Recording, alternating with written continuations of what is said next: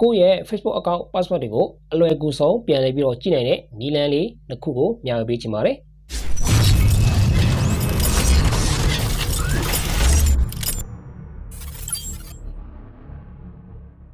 အားလုံးပဲမင်္ဂလာပါ TNG channel မှာကြိုဆိုပါရစေဒီနေ့ဗီဒီယိုဖိုင်လေးမှာတော့အကြောင်းမျိုးကြောင့်ကိုယ့်ရဲ့ Facebook password ကမိတော့လည်းပဲဖြစ်ဖြစ်ကိုကpassword တော့တည်သေးတယ်ဒါပေမဲ့တကယ်လို့တစ်ချိန်ကျရင်ကျွန်တော်တို့မိတော့တဲ့အခါမှာပြန်လည်ပြီးတော့ကြည့်နိုင်တဲ့နေရာမတည်သေးတဲ့မိတ်ဆွေများလည်းရှိတယ်ဒါကြောင့်အခုပြပေးမယ့်နည်းလမ်းဟာဆိုလို့ရှိရင်တော့ဒီတောင်းဆိုထားတဲ့မိတ်ဆွေများအတွက်ကောမတည်သေးတဲ့မိတ်ဆွေများအတွက်ပ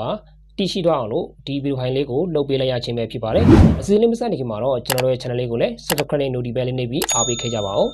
နောက်ပြီးတော့ဒီဗီဒီယိုဖိုင်လေးကိုကြံရှိနေတဲ့ကိုယ့်ရဲ့ message လေးထပ်မံပြီးတော့တည်ရှိတော့အောင်ဆိုလို့ရှိရင်လည်း like လေးပြီးတော့ပြန်လဲမျှပေးကြပါဦးပြန်လဲပြီးတော့ share ပေးကြပါဦးအားလုံးကိုပဲကျေးဇူးတင်ပါတယ်ဒါဆိုရင်တော့ကျွန်တော်တို့စလိုက်ပါမယ်ကိုယ့်ရဲ့ Facebook account ကိုအလွယ်တကူပြန်လဲပြီးတော့ကြည့်ရတဲ့ပထမဆုံးနည်းလမ်းတစ်ခုကတော့ကိုယ့်ရဲ့ Gmail ထဲကိုတစ်ချက်ဝင်ပြီးတော့ကျွန်တော်တို့ကြည့်ရမှာဖြစ်ပါတယ်ဒါဆိုရင်ကိုယ့်ရဲ့ Gmail ထဲကိုတစ်ချက်တွားမယ်ပြီးရင်တော့ကျွန်တော် Gmail ထဲရောက်သွားပြီဆိုလို့ရှိရင်တော့ကျွန်တော်ဒီအပေါ်ဆုံးတောက်မှာရှိတဲ့ကိုယ့်ရဲ့ဒီ logo ပုံစံလေးကိုတစ်ချက်လောက်နှိပ်လိုက်ပါဒီနေရာကိုကျွန်တော်နှိပ်လိုက်ပြီဆိုလို့ရှိရင်တော့ခုလိုမျိုးကြာလာပြီဆိုရင်ကျွန်တော်ဒီနေရာမှာ Google account ဆိုတဲ့ဟာကိုတစ်ချက်လောက်ထပ်ပြီးနှိပ်ပေးလိုက်ပါပြီးရင်တော့ကျွန်တော်တို့ကအခုလိုမျိုးမျက်နှာပြင်ရောက်လာမှာဖြစ်ပါတယ်ဒီမျက်နှာပြင်ရောက်လာပြီဆိုရင်တော့ကျွန်တော်ဒီ done ကိုတစ်ချက်လောက်ဒီ bar done ကိုတစ်ချက်လောက်ကျွန်တော်တို့ဆွဲလိုက်ပါမယ်ဆွဲမယ်ဆိုတော့ကျွန်တော်ဒီဘက်မှာဆွဲလိုက်ပါမယ်ဒီမှာ security ဆိုတဲ့နေရာကိုကျွန်တော်တို့တွားပြီးတော့ကြည့်ပြရမှာဖြစ်ပါတယ်ဒါဆိုရင် security နေရာကိုတစ်ချက်တွားပါမယ်ပြီးရင်တော့ကျွန်တော်တို့ကအပေါ်ကိုဆွဲတင်ပါမယ်ဘောကိုဆွဲတင်ပေးလိုက်တဲ့အခါမှာတော့ကျွန်တော်တို့ဒီအောက်ဆုံးမှာဒီမှာပေါ့နော် password manager ဆိုပြီးတော့ရှိပါတယ်ဒါလေးကိုကျွန်တော်တစ်ချက်နှိပ်ပြီးတော့ဝင်ကြည့်လိုက်ပါမယ်ပြီးရင်တော့ကျွန်တော်အခုလိုမျိုးရောက်လာပြီဆိုလို့ရှိရင်တော့ကျွန်တော်ဒီမျက်နှာပြင်မှာတော့ကိုယ့်ရဲ့ဒီ Gmail နဲ့ပေါ့နော်ဒီနေရာမှာတော့ကျွန်တော်တို့ဒီ Gmail ကိုအသုံးပြုပြီးတော့တခြားဟာတွေရောကျွန်တော်ချိန်ထားတာဖြစ်တဲ့အတွက်အခုလိုမျိုးအောက်မှာအများကြီးမြင်တွေ့ရတာပဲဖြစ်ပါတယ်တကယ်လို့မိတ်ဆွေတို့က Gmail တစ်ခုမှာကိုယ့်ရဲ့ဒီ Facebook account တစ်ခုတည်းကိုပဲချိန်ထားတယ်ဖွင့်ထားတယ်ဆိုလို့ရှိရင်တော့ဒီနေရာမှာကိုယ့်ရဲ့ Facebook ကိုပဲရှိမှာပဲဖြစ်ပါတယ်เนาะဟုတ်ပြီဒါဆိုရင်ကျွန်တော်ဒီနေရာမှာတော့Facebook ရဲ့ဒီ password ကိုကြည့်ပြမှာဖြစ်တဲ့အတွက်ကျွန်တော်ဒီနေရာမှာပေါ့နော်ဒီမှာ Facebook ဆိုတဲ့ဟာကိုကျွန်တော်တို့နှိပ်ပေးရမှာဖြစ်ပါတယ်ဒီမှာ Facebook ကိုတစ်ချက်လောက်နှိပ်လိုက်ပါ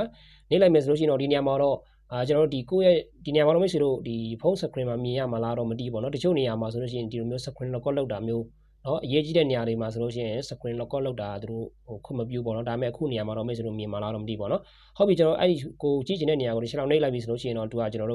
ု့ကိုယ့်ရဲ့ဖုန်း lock screen ကိုသူကဖွင့်ခိုင်းမှာဖြစ်ပါတယ်ဒါဆိုရင်ကျွန်တော်ဖုန်း lock screen ကိုတစ်ချက်လောက်ဖွင့်လိုက်ပါမယ်ပြီးရင်တော့ကျွန်တော်အခုလိုမျိုးအထဲကိုတန်းပြီးဝင်သွားမှာဖြစ်ပါတယ်ဝင်သွားပြီဆိုလို့ရှိရင်တော့ကျွန်တော်တို့စပြီးတော့ကိုယ့်ရဲ့ Facebook account ရဲ့ password တွေကိုကျွန်တော်တို့ကြည့်နိုင်မှာပဲဖြစ်ပါတယ်ကြည့်လို့ရတဲ့နေရာတွေမှာတော့မိတ်ဆွေတို့အခုမြင်လို့ရတဲ့အတိုင်းပါပဲဒီမှာပေါ့နော်ကိုယ့်ရဲ့ဒီကိုကဘာနဲ့ဖွင့်ထားတာလဲ Gmail နဲ့လားနော်ဖုန်းနံပါတ်နဲ့လားဒါအကုန်လုံးသူကကြည့်လို့ရတယ်ပြီးရင်တော့ကျွန်တော်ဒီဘေးနားမှာပေါ့နော်ဒီမှာမျက်လုံးပုံစံလေးရှိတယ်အဲ့ဒီမျက်လုံးပုံစံကိုနှိပ်လိုက်ပြီဆိုလို့ရှိရင်သူကကျွန်တော်တို့နောက်ထပ်တစ်ချိန်lock တွေဖွင့်ခိုင်းမှာပေါ့နော်အဲ့ဒီချိန်မှာ lock ဖွင့်ပြီးတော့ဆိုလို့ရှိရင်တော့ကျွန်တော်ကိုယ့်ရဲ့ account password ကိုကျွန်တော်တို့မြင်တွေ့ရမှာပဲဖြစ်ပါတယ်ဒီနေရာမှာတော့ကျွန်တော်နှိပ်မပြတော့ပါဘူးเนาะမိတ်ဆွေတို့အဲ့ဒီမျက်လုံးကိုဒါနှိပ်လိုက်မယ်ဆိုလို့ရှိရင်ကိုယ့်ရဲ့ password ကိုတစ်ခါတည်းတန်းပြီးမြင်မှာဖြစ်ပါတယ်ဟုတ်ပါပြီဒါဆိုရင်မိတ်ဆွေတို့မြင်ရအောင်လို့ကျွန်တော်နည်းနည်းလေးပြလိုက်ပါမယ်เนาะဒါဆိုရင်ကျွန်တော်ဒီမျက်လုံးလေးတစ်ချက်လောက်နှိပ်လိုက်ပါမယ်ဒါဆိုရင်တော့မျက်လုံးလေးနှိပ်လိုက်ပြီဆိုလို့ရှိရင်ကိုယ့်ရဲ့ Facebook password ကိုကျွန်တော်တို့ကပြန်လည်ပြီးတော့ကြည့်နိုင်မှာပဲဖြစ်ပါတယ်ဒါတော့ပထမဆုံးတနေရာပါကျွန်တော်ကိုယ့်ရဲ့ဒီ Gmail account ထဲကနေမှဝင်ပြီးတော့ကြည့်ရတဲ့နေရာပါဟုတ်ပြီနောက်ထပ်ဒုတိယနေရာကိုကျွန်တော်ထပ်ပြီးတွားပါမယ်ဒုတိယနေရာကျတော့ကျွန်တော်ဘယ်နေတွားမှာလဲဆိုလို့ရှိရင်တော့ကိုယ့်ရဲ့ဒီဖုန်းထဲမှာရှိတဲ့ Google Chrome ထဲကနေတွားပြီးတော့ကြည့်ရမှာပေါ့နော်ဟုတ်ပြီကျွန်တော် Google Chrome ထဲဝင်လာပြီဆိုလို့ရှိရင်ဒါတွေကိုကျွန်တော်တို့ဘယ်ကနေတွားမှာလဲဆိုတော့ဒီအပေါ်ဆုံးတောင်းမှာရှိတဲ့ဆက်ကလေးတုံးဆက်ကိုတွားပါမယ်ပြီးရင်တော့ကျွန်တော်ဒီနေရာမှာ setting ဆိုပြီးရှိတယ်အဲ့ဒီ setting ကိုတစ်ချက်လောက်နှိပ်လိုက်ပါပြီးတော့ပြီဆိုလို့ရှိရင်တော့ခုလိုမျိုးရောက်လာမှာပေါ့နော်ခုလိုမျိုးရောက်လာပြီဆိုရင်တော့ကျွန်တော်တို့ဒီနေရာမှာပေါ့နော်password manager ဆိုပြီးတော့ရှိပါတယ်အဲ့ဒီ password manager ကိုတစ်ချက်လောက်ထပ်ပြီးနှိပ်ပေးပါနှိပ်လိုက်မယ်ဆိုလို့ရှိရင်တော့အခုလိုမျိုးမျက်နှာပြင်ရောက်လာမှာပဲဖြစ်ပါတယ်ဒီနေရာမှာမိတ်ဆွေတို့ဝင်လာပြီဆိုလို့ရှိရင်တော့မိတ်ဆွေတို့ကြည့်လို့မရလားပေါ့နော်ကြည့်လို့ရမလားမရဘူးလားဆိုတော့ဒီအပေါ်ဆုံးမှာမိတ်ဆွေတို့တစ်ချက်လောက်ကြည့်ပေးရပါတော့ဒီနေရာမှာ save password ဆိုတဲ့နေရာကိုကျွန်တော်တို့အခုလိုမျိုးခွင့်ထားမှဒီ password တွေကျွန်တော်တို့မြင်တွေ့ရမှာပဲဖြစ်ပါတယ်နောက်တချို့ဖုန်းတွေမှာကျတော့ဒါတွေကိုမဖွင့်ထားတာဖြစ်တဲ့အတွက်ကျွန်တော်တို့ account တစ်ခုခုဖွင့်တာနော် Facebook account ဖွင့်တာမျိုးဆိုလို့ရှိရင်ကျွန်တော်တို့ကဒီနေရာမှာကျွန်တော်တို့မ save ထားဘူးဆိုလို့ရှိရင်တော့ဒီထဲမှာဝင်ကြည့်လို့ရမှာမဟုတ်ပါဘူးဒီနေရာမှာတချို့ message တွေပေါ့နော်တချို့နေရာမှာကျွန်တော် account ဖွင့်တာမျိုးဆိုလို့ရှိရင်တို့ကကျွန်တော်တို့ကို save ခိုင်းတာမျိုးတွေရှိတယ်ကျွန်တော်အဲ့လိုမျိုးနေရာမှာ save ထားမှဒါလည်းဒီထဲမှာကျွန်တော်တို့ပြန်လည်ပြီးတော့ကြည့်လို့ရမှာပဲဖြစ်ပါတယ်ဒါကြောင့်မို့တချို့အရာတွေကကျွန်တော်အရင်အရေးကြီးတဲ့အရာတွေဆိုလို့ရှိရင်ကျွန်တော်တို့ save ထားတင်တယ်အဲ့ဒါမှကျွန်တော်ပြန်လည်ပြီးတော့ကြည့်လို့ရတာပေါ့နော်ဟုတ်ပြီဒါဆိုရင်ကျွန်တော်ဒီနေရာကိုလည်းကျွန်တော်ဖွင့်ထားတယ်ဆိုတော့ကျွန်တော်ကိုယ့်ရဲ့ Facebook password ကိုကျွန်တော်ကြည့်မှဖြစ်တဲ့အတွက် Facebook ကိုကျွန်တော်လိုက်ပြီးရှာပါမယ်ဒါကတော့ကျွန်တော်လည်းအများကြီးဖြစ်နေတာဖြစ်တဲ့အတွက်ဒါအများကြီးပေါ့နော် website တွေကစနော် application တွေရောပေါ့နော်ဟုတ်ပြီဒါဆိုရင်ကျွန်တော်က Facebook ကိုကြည့်ပြမှဖြစ်တဲ့အတွက် Facebook ကိုကျွန်တော်လိုက်ပြီးရှာပါမယ် share လိုက်တဲ့အခါမှာတော့ဒီမှာ Facebook ဆိုပြီးတော့ကျွန်တော်တို့မြင်တွေ့ရမှာဖြစ်ပါတယ်အဲ့ဒီ Facebook ကိုတစ်ချက်လောက်နှိပ်ပေးပါ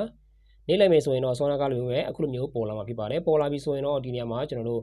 ကိုကြည့်ချင်တဲ့ password ကိုကျွန်တော်တို့စာပြီးတော့ကြည့်လို့ရပြီပေါ့နော်ဒီမှာဒီမျက်လုံးပုံစံကိုကျွန်တော်တို့နှိပ်လိုက်တာနဲ့ကိုရဲ့ Facebook account ပေါ့နော်ဒီမှာသူကကျွန်တော်တို့ lock screen ဖွင့်ခိုင်းမယ်ဖွင့်ပြီးတော့ပြီဆိုလို့ရှိရင်တော့သူကဒီနေရာမှာကျွန်တော်တို့ဘာနဲ့ account ပေါ့နော်ဘာနဲ့လုတ်ထားတာလဲပေါ့နော်ကိုရဲ့ password ကိုကျွန်တော်တို့ပြန်လှည့်ပြီးတော့ကြည့်လို့ရမှာပဲဖြစ်ပါတယ်ဟောပြီဒီနီးလန်းလေးတစ်ခုကတော့မိတ်ဆွေတို့အတွက်အကျိုးရှိမယ်လို့ထင်ပါတယ်ဒီကြောင့်ရတဲ့နေပြီးတော့မိတ်ဆွေတို့အတွက်အကျိုးစုံရရတယ်ဆိုလို့ရှိရင်တော့ comment မှာ yes လို့ရေးပြီးအားပေးခဲ့ကြပါဦးနောက်ထပ်တိကျင်တာလေးတွေရှိတယ်ဆိုလို့ရှိရင်တော့ဗီဒီယိုဖိုင်ရဲ့ comment မှာမိထားလို့ရပါတယ်နောက်ဗီဒီယိုဖိုင်တွေမှာဒီအကြောင်းအရာမျိုးတွေပြန်လည်ပြီးတော့တင်ဆက်ပေးအောင်ပါလဲဆိုတာကိုစောင့်မျှော်ကြည့်ရှုအားပေးကြပါအောင်လို့ဒီနေရာမှာတောင်းဆိုရင်ဗီဒီယိုဖိုင်လေးကိုဆုံးတက်လိုက်ပါတယ်ခင်ဗျာ